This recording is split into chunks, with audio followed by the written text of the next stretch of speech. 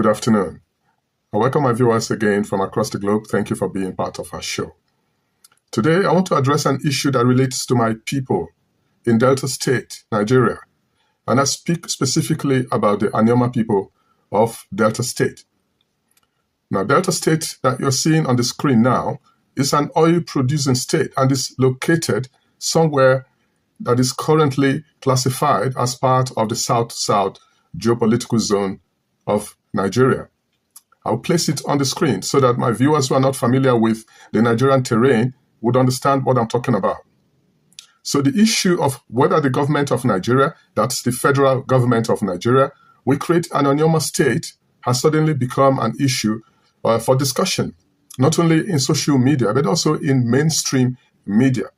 And as an indigene of that area, it is my duty also to speak up, especially to correct certain impressions being created in some quarters. It is important that in every story, there are two sides of that story.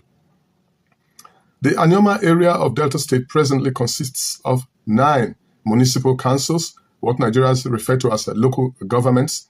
The area, which I'm showing on the screen right now, is large enough to constitute a state of its own. Now, the gentleman who is spearheading the current agitation for the creation of Anioma State is Senator Ned Nwoko.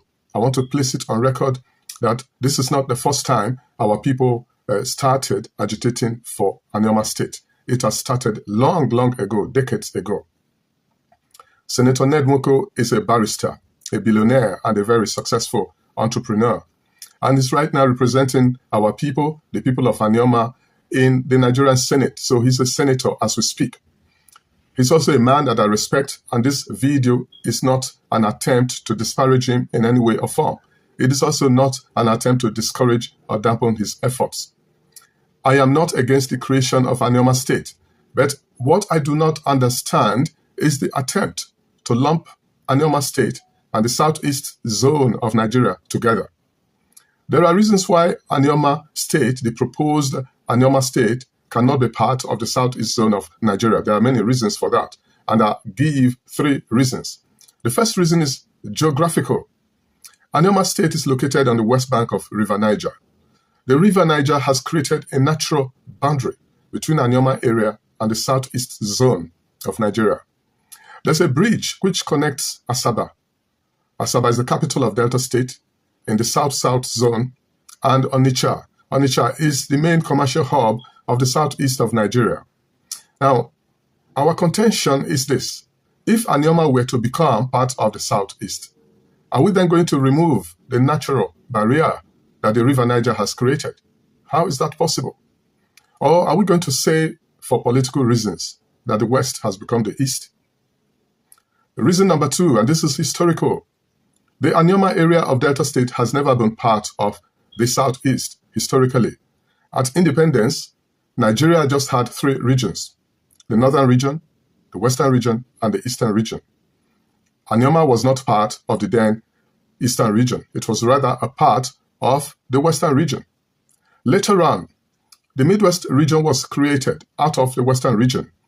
This is the map that you're seeing right now on the screen. Anioma was part of the Midwest region, which was later carved out democratically from the western region.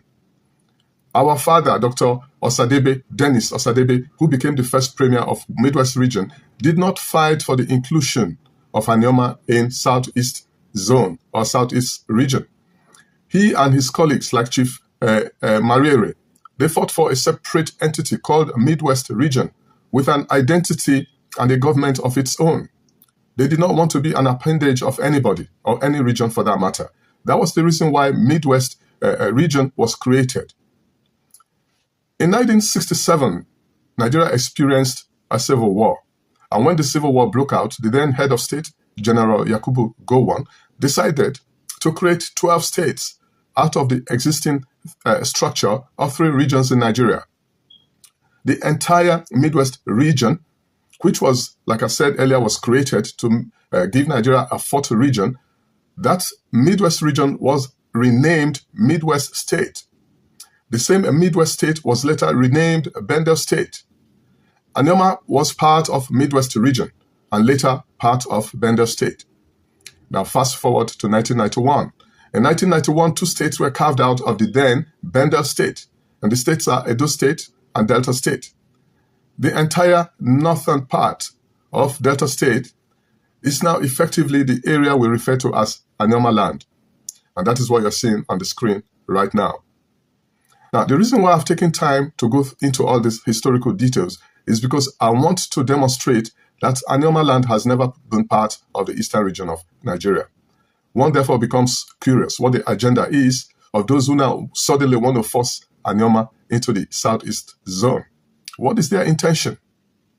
Now, thirdly, geopolitical reasons. And presently, Nigerian Federation consists of 6 geopolitical zones. We have the northeast, we have the northwest, we have the north central, we have the southwest, and we have the southeast, and then we have the south-south. Now, Anioma, like we have noted, is in Delta State, which is part of the south-south geopolitical zone. Anioma land is not and has never been part of the southeast zone.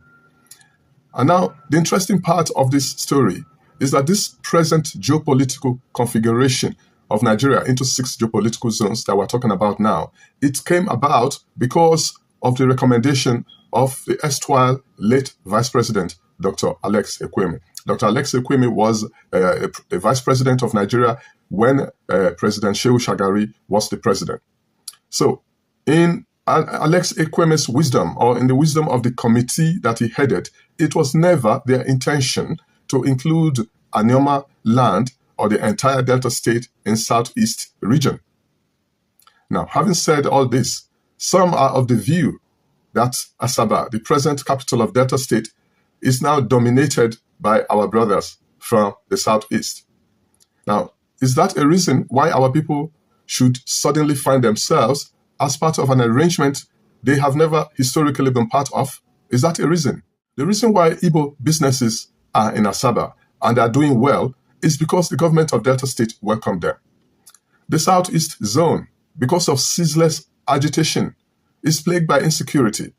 And that is the reason why many Igbo businesses have relocated to Asaba and elsewhere in Anioma land, and by extension, Nigeria.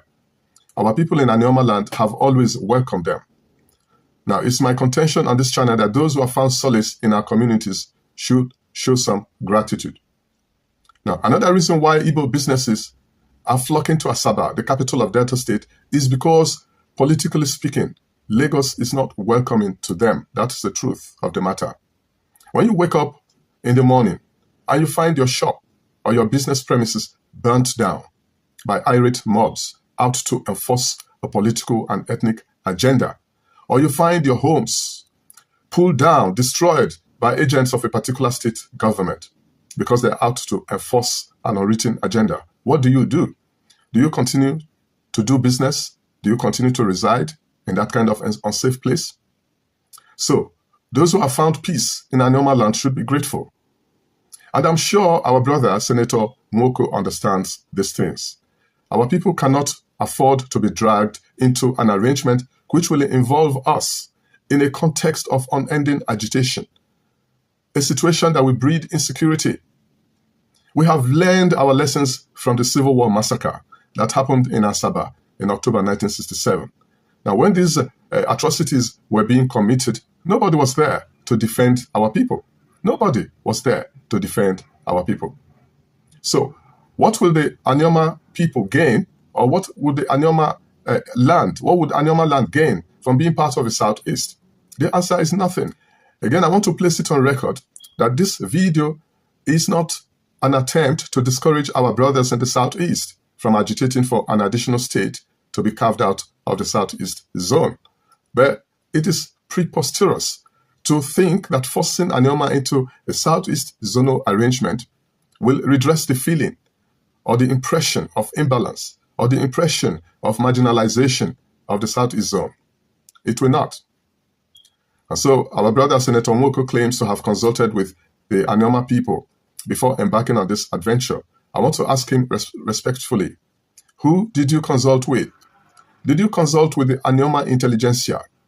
Who did you consult with? So I want to conclude this brief video.